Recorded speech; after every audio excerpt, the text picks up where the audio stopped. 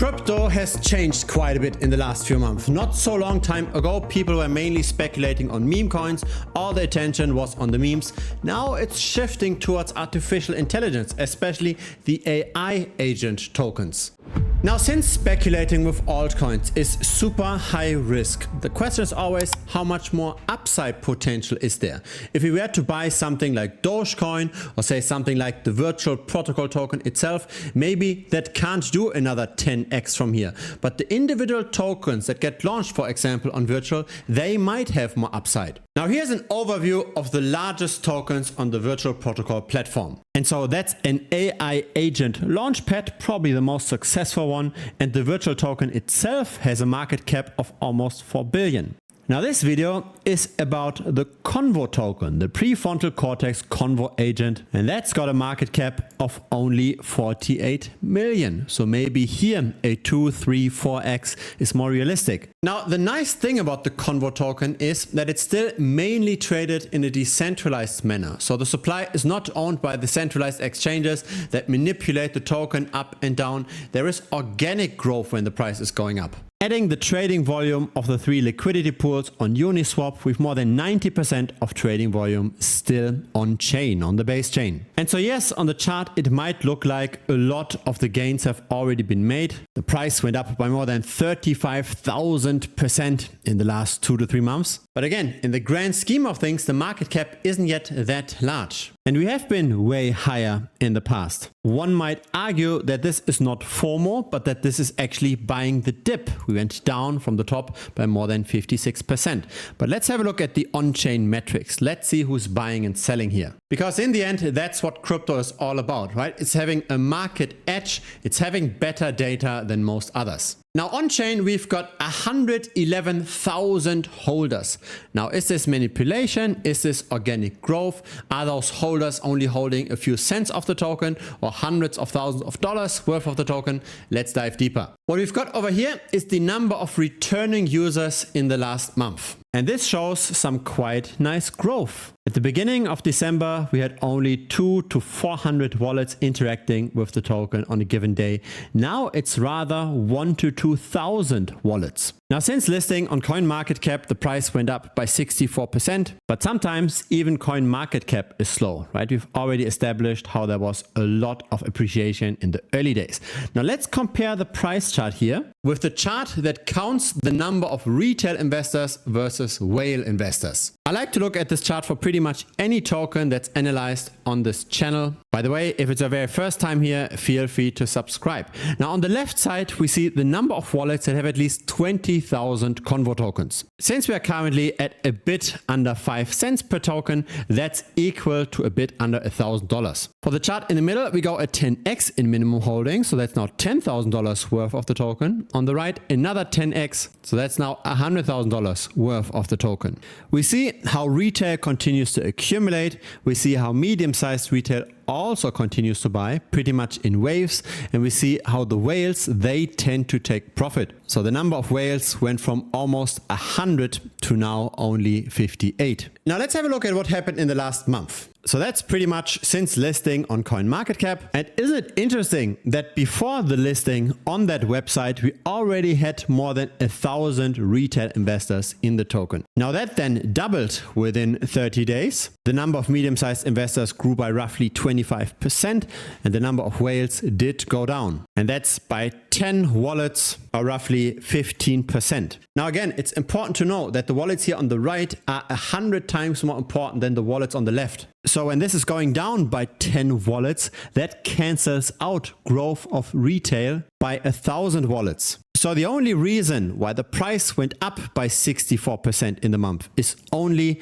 medium-sized retail. The whales cancelled out retail buying. But since there are also some players in the middle, they pushed up the price. And this also then explains why the price appreciation was somewhat volatile. Because again, we went up quickly and then went down again. And so the big question is, will we see another wave of accumulation by medium-sized holders again? It only took 5 days for those 100 people to get into the token. And if the whales finally decide to stop selling, and we see another run up by the medium-sized holders, we could see the bottom in Convo now. Let's have a look at the last week. The price went down by 30. And again, the reason for this is the number of whales going down. The other wallet cohorts went up in number. Now, crypto as a whole is clearly expanding right now. The stablecoin market cap is going up. That means that people are sending their fiat currency indirectly, for example, through centralized exchanges to the stablecoin issuers. So whenever money is flowing into crypto, we see the stablecoin market cap going up. Whenever money is flowing out of crypto, we tend to see the stablecoin market caps going down. Over here is the Terra Luna collapse. So this is when UST went bust. Afterwards, we had the FTX collapse. And then since October of 2023, we are expanding again. So money is flowing into crypto. People are sending their fiat to the issuers. And then we can see that issuance here on chain. Now, had you bought Bitcoin in October of 2023, the gains would have been nice. So that's an appreciation of 281% in the span of a bit over a year. But then there's of course inherent leverage in smaller tokens, right? It takes a lot of money to move Bitcoin. It doesn't take that much money to move something like Fartcoin, for example. Fartcoin, since listing on CoinMarketCap, went up by 18,000%. Isn't that better than just holding Bitcoin? The art is of course to find something like Fartcoin early, right? To be among the insiders, to be among the people that tend to make the right trades. And here is how I personally find those tokens early. I made a video on Fartcoin very early on this channel, and the way I did this is I got an alert that Kyle Chessy bought the token at 5 cents. That was on October 23rd, and I got that alert via on-chain analysis. So through various techniques, we can find what influencer owns what kind of wallet, and then we can get those wallets and get alerts whenever those wallets transact. And so for Kyle Chessy, for example, we've got 12 wallets that we are following. Here is his YouTube channel. He's got 141,000 subscribers. And this is how the price developed since that alert, right? A very nice gain, much better than just buying and holding Bitcoin.